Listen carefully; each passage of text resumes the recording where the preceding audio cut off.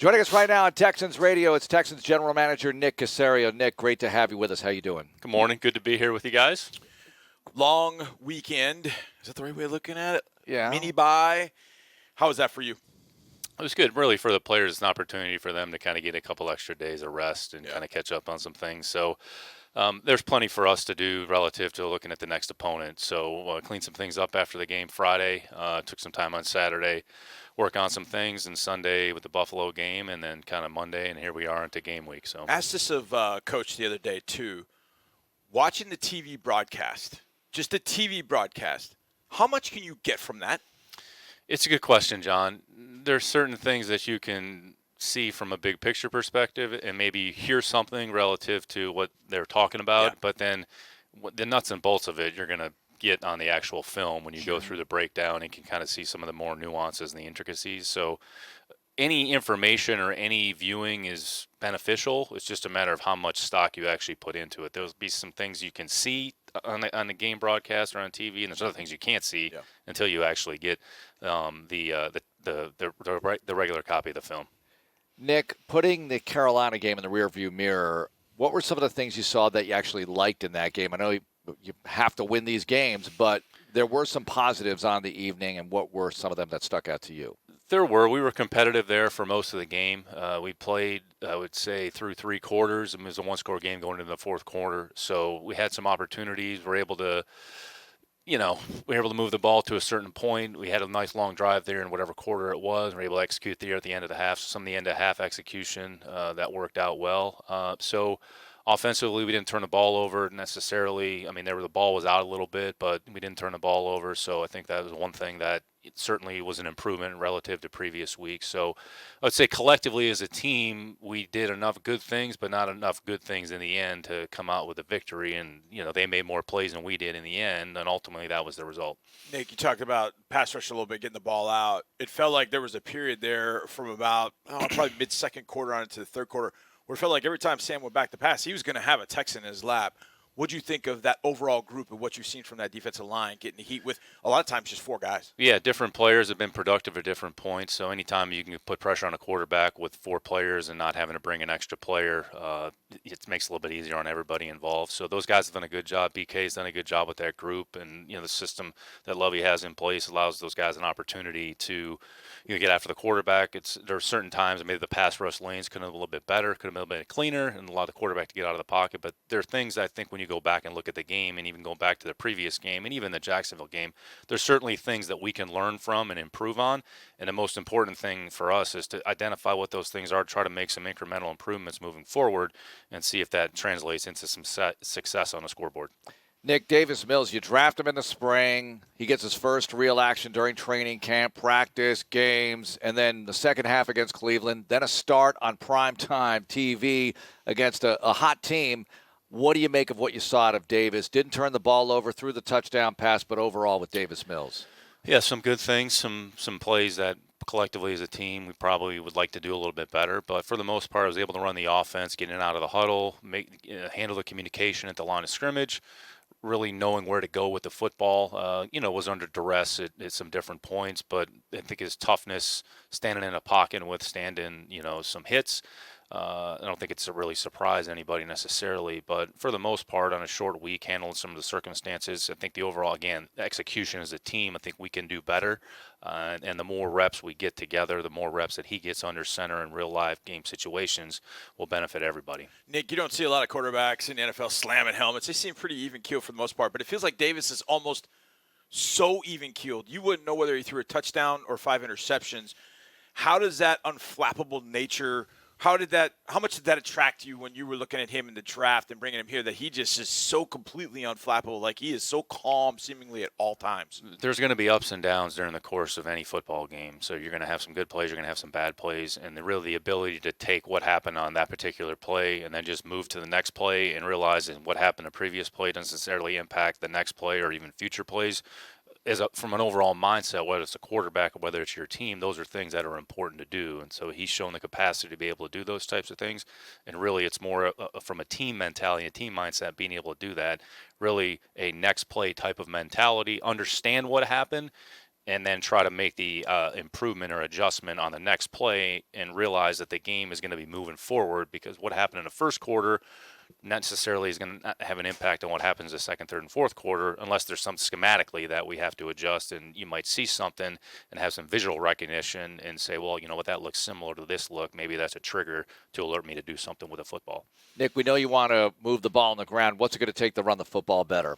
Yeah, really a collective effort with everybody. Everybody's involved in the running game, so it's the offensive line, it's the backs, it's the tight end. So just our overall execution. We've had moments where we've had some success running the ball. There's been some good runs. There's been some, I don't want to say explosive runs, but some plus runs. And then we've had some other runs where haven't been too many minus-yard runs.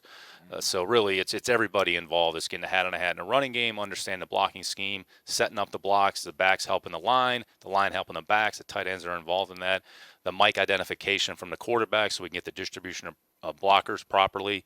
Those are all things that everybody has a hand in. So it's really going to take everybody to get the ball moving forward and to have success running the football. Nick, over the last 3 years, you have an opportunity to see Josh Allen up close twice a year. From the time that you saw him first as a rookie to where you saw him last year, what's been the biggest thing in his progress? What do you think about Josh Allen? How difficult a challenge is he because of his size, his ability to run? Yeah, as a team, it's a massive challenge in terms of his individual growth and development. Really, the biggest thing is consistency and is the turnovers and take care of the football. He's explosive on so many different levels, explosive arm. He's really hard to tackle. I mean, this is a big, strong guy that's hard to tackle, hard to get your hands around. And the offense has evolved through the years. Brian Daboll has done a great job with that offense, and they've kind of catered some things to Josh and the things that he does well, and they have a lot of good skill players around him. And Josh is, from the time he was drafted to now, he's shown continual improvement on a year-over-year basis. So you've seen him make a jump from year 1 to year 2, year 2 to year 3, and 3 to 4. So really, he's a very talented player that does a lot of things well, and they have a really good team on both sides of the football. Yeah, what about their defense? Because they have a lot of guys who have been together, and now they've added to the mix as well. They really make it hard on the offense. They don't give up a lot of big plays. They play 8 or 9 defensive linemen. They've drafted, I want to say, 4 or 5 players in the first and second round over the past over many years, whether it's Rousseau and Basham this year. They drafted Epinesa a few years ago. Their 2 linebackers are arguably 2 of the best linebackers in the league. Milano doesn't have a lot of talk about him. He's a really good football player. He's very instinctive, creates a lot of negative plays. He's tough as hell. He's instinctive. He runs well. And those 2 linebackers, him and Edmonds, are on the field essentially for every snap. They're really a nickel defense. So Tehran Johnson, their slot corner, he's been in the system now for 4 or 5, or however many years it's been. And then Poyer and Hyde have really been mainstays since they signed when Sean took over. So they have a lot of continuity on that side of the ball. They're very instinctive. They make you earn it. They don't give up a lot of big plays. Their system is, I don't want to say simple. There's a lot.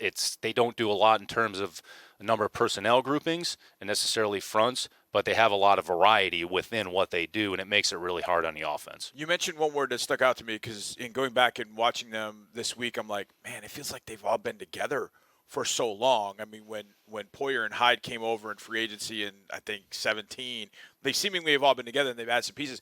How valuable, when you mentioned the word continuity, how valuable is that to achieve for that defense, and how important will that be for you to establish here in Houston? Yeah, anytime you have a group of players together for a long period of time, it makes it a lot easier because each year you get more comfortable with the scheme, you get more comfortable with the vernacular and the language and the call and what the communication means. They talked about it, Hyde and Poyer talked about it going back to 17 and 18, just the importance of disguise within their scheme. So you have 2 players, especially in the back part of the defense, that understand what that means. And Leslie's done a great job. Sean and Leslie, has a big hand in what they do defensively. Obviously, Sean has a defensive background and implemented some of the things that he did in Carolina, even going back to Jimmy Johnson when he was in Philadelphia. So when you have that many players that have played together, they understand kind of the intricacies of the defense, what they can and can't do. And you throw in Tre'Davious on the perimeter, so they have a good perimeter corner, 2 good safeties, 2 good linebackers, and they have 8 or 9 players on the defensive line that they can roll through, and they put a lot of stress on the offense. What about the environment? As Johnny said, you've been up there a lot. So what's it like to play in Buffalo? Texans don't go up there very much. And being in the division, you're very familiar. It's hard. Having been in the division. It's really hard. Their fans are, as good as fans as any in the NFL. They make it hard on the offense. It's loud. They're into football. Midwest, blue collar. When it's funny when you drive into the stadium, you go through. It's like a mini town. It's a little bit like Green Bay in that respect. So, kind of Midwest, blue collar. You go through kind of a mini town, and all of a sudden, here's the stadium. So they love their Bills. They're into it, and they've given the fans a lot to enjoy here over the past for many years. And they make it hard on the opposing team, which is the way it should be when you go on the road. Staphon Diggs, a guy that added to Josh Allen in 2020. You saw Allen's kind of growth go along with Staphon Diggs. He's obviously very explosive, but that receiving core is kind of interesting because it's Diggs and some other guys maybe you haven't heard of, but it feels like together they work very well with Josh. What are your thoughts? They do. They complement each other very well. I mean, Staphon is as good a receiver as he does everything well. I mean, he's fast, he's strong, he's tough, he has really good hands, he's a good route runner.